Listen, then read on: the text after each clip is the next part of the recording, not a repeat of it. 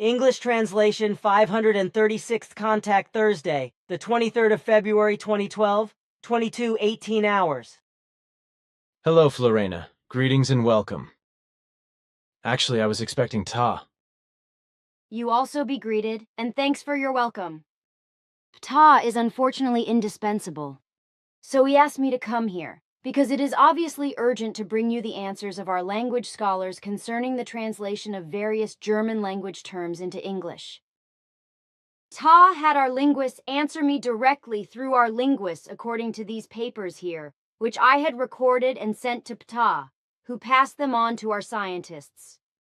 So, I have to explain that in the English language and in all other earthly languages, there are no suitable terms and words for the terms substance, material, the materiality, the fine material and fine materiality, etc.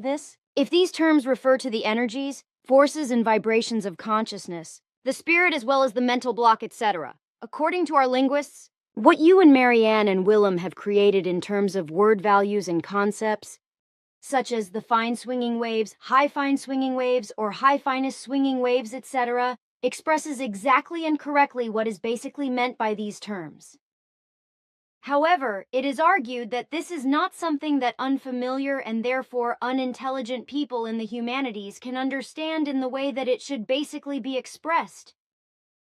Furthermore, this term here, that is to say, fabric, is wrong in every way and can never be used for stuff, because this word means to make or produce, and has nothing to do with a fabric. Also material, structure, and element are fundamentally wrong and can never be associated with fabric in any way, just as they can never be associated with the fine and ultrafine vibrations, such as those which emerge in the form of energies and forces from material consciousness, the mental block, the pineal gland, and the spirit. The term substance, which you have also instructed me to question, cannot be applied, because a substance is exactly the same as you explained to me this afternoon. As you understood it, and as our scientists confirmed to me that it is a solid matter, a liquid, chemical, or gaseous substance. I also passed on to Ptah the term fluidum, which you mentioned, and he explained it to the linguists according to your meaning, to which I received the answer that this is probably the only term that could be used for all the terms mentioned. As you have told me, the scientists also explain fluidum as a substance that creates, radiates, and transmits properties and effects, which is why they recommend that you translate substance with fluid when it is the vibration of conscious, spiritual, and mental energies and forces. With regard to other and material substances, for which there are no clear terms in the earthly languages, except in the German and Swiss German and in the Germanic languages of origin, materia or material should be used respectively with the designation of its kind. For the actual fabric, which corresponds to a weave, only the term fabric can be used. Only the formulations mentioned can describe the value of the terms. Look here, you can put in writing what I'm about to tell you. Thanks, Florena. With this, I think we have finally solved our fine and ultra-fine translation problem. It is a great pleasure for me to be able to help you, and I think that it is a heavy burden for you, Marianne and Willem, to translate the goblet of the truth into the English language, because it is not possible to translate the German language into English or other earthly languages in such a way that everything corresponds to the German meaning and word value. Unfortunately, this is indeed the case, because it is impossible to translate the real word and meaning value, because there are simply far too many words and terms not available in English and also in all other languages. There are also no corresponding synonyms. English is an extremely poor language, just like all other languages that are not German or of German origin, which is why I do not understand why such a primitive language could and should be spread all over the world. Respectively, why one wants to establish this language for small children, as Ptah called it, as an effective world language. This is well known to me, and since I too have learned this really inadequate language, I can only agree with what you say. The German language would be the only correct one, which would have to be elevated to a world language, but English would have to be immediately put out of use as such. This is also according to my meaning and that of our Figu Association. If in 1,000 years' time the still existing language is really to be used as a world language, then it would not have to be English, but German. But the Earthlings are so believers in America and English that they do not recognize the inferiority of the English language and are content with its inadequacy, because they are not able to speak the German language in all its subtleties and pronunciation. And when Ptah speaks of an infant's language in relation to English, this is certainly justified, for this language is actually spoken in a way that is peculiar to children and non-native speakers who have only a poor command of a language. This is quite apart from the fact that countless terms and words as well as synonyms are missing, which, however, exist in the German language in a comprehensive way, just as they do in your languages, from which German originally originates. Further discussion about this is not necessary. It would not change the facts of the situation. What I want to tell you now. Last Tuesday, it was very interesting to watch how the flying apparatus lifted the trees out of the forest and transported them away. Ah, so you were there watching after all? Barbara took some photos, one of which showed something like a disc-shaped object in the upper left corner of the helicopter. Unfortunately, this one was blurred and out of focus, while all the other photos were clear and clean. Is it possible that it could have been your ship? The picture was taken in a southwestern direction, with the sun shining in the clear sky to the left of the helicopter, and to the right of it was the helicopter and the object. This may be consistent with our observation position. So it is possible that our flying apparatus was included in the photograph because there was a visual channel open from us to the flying apparatus, which you call a helicopter. Although I know these flying apparatuses as helicopters. Why do you call it a helicopter?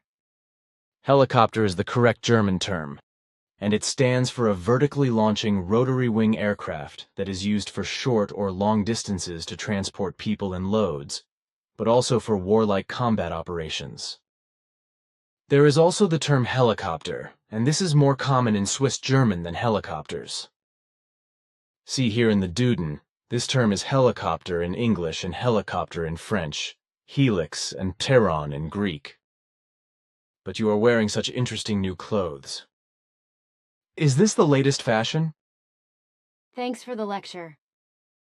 No, the clothing does not correspond to a new fashion. It is technical. No need to thank me. Aha, technically conditioned. Then it must be something I do not know. But now the question about the Earth's population. Did you ask Ptah about how many of the human beings are currently on Earth? Yes, you do not know the technology yet, but you will soon know what it is all about. This census was not done by Ptah, but by Anjana. So I want to call her so she can tell you the number herself. Does she really have to come here for this? You could just ask her and tell me the result. I want to do that, but she can answer you directly. Well, Florina just speaks into the room with Anjana, and the answer comes. Greetings. Ah, it is good to hear you. I am very happy to hear you. Your voice sounds just as if you were here in the room. Greetings also to you. Are you here or not? Thanks. No, I am not in your workroom, but in my flying apparatus. So you want to know the number of the Earth's population at the end of last year. This was exactly 8,199,430,908 on the 31st of December 2011. Many thanks. That was it. Then I will return to my work again and bid you farewell. Salome, and thanks again. Man, girl, that was something new to me again. The way you just talked your way out into the air, and in the same way Anjana's answer just came out of the room. Don't you need any more equipment for that? the technique used is not new, but it is not in the form as you know it. We have been using this form of communication for several hundred years, but generally in connection with our activities on other planets only for 22 days, because now the necessary technical requirements are integrated into our clothing. This contains in its material a self-regenerating energy source and serves both as a transmitter and receiver, whereby the conversion of what is to be transmitted and received is constructed in such a way that the human voice, as well as sounds, are directly manifested in the room in a vibrational way, according to which you could perceive Anjana's voice as if she were present here in your working room. And this is now part of your normal equipment? Yes, but now I have to ask you on behalf of Ptah whether Guidu's book, And Still They Fly, will finally be finished and printed by the middle of the year? Unfortunately, I do not know, but I have to ask Andrea because she has finished this book. Then please ask for it, because it is very important for various reasons that the book is published by the middle of this year, as Ptah explained. It is also very important that the photo book is published by the middle of next year at the latest. I should point this out to you again. Regarding Guidu's book, I have to ask Andrea, as I said. Regarding the photo book, I have to say that this is Piero's work, which I also asked him about, which Ptah also did recently through the contact conversation. Piero has promised to do the work for the book in time, which I assume he will also do. If he has promised, I think that will also be the case. But now I must get back to my work. One more question, please, if that is still possible. One question, yes. Do you now know where the name God comes from? Already in the book Psyche, I wrote in 1973/94 that the term comes from a foreign, unknown people, because Askett explained it to me that way. This could indeed be fathomed, so I can say that the term God goes back to our ancestors, the ancient Lyran peoples, who used the word God to refer to an imaginary being who was portrayed as the supreme supraplanetary, omnipotent, omniscient, and omni-capable creational figure in the imaginative tales they invented. And since we too have fairy tales, it has been known since time immemorial that a supraplanetary imaginary entity called God is also represented in these.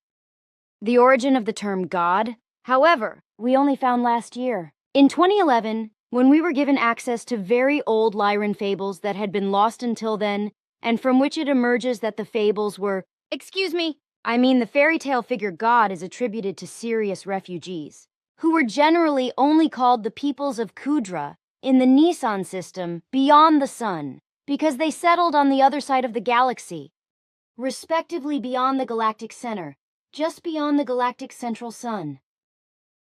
Parts of these refugees emigrated to the Lyra areas when they were discovered by ancient Lyran explorers. Interesting. Ptah already explained to me about 2 years ago that in your fictional stories, which we call fairy tales, the term God is used as an imaginary supreme being. And what you call supraplanetary, that means supernatural for us. Thanks for the explanation. Then I want to leave now. Goodbye. Take care and see you again. Thanks for coming.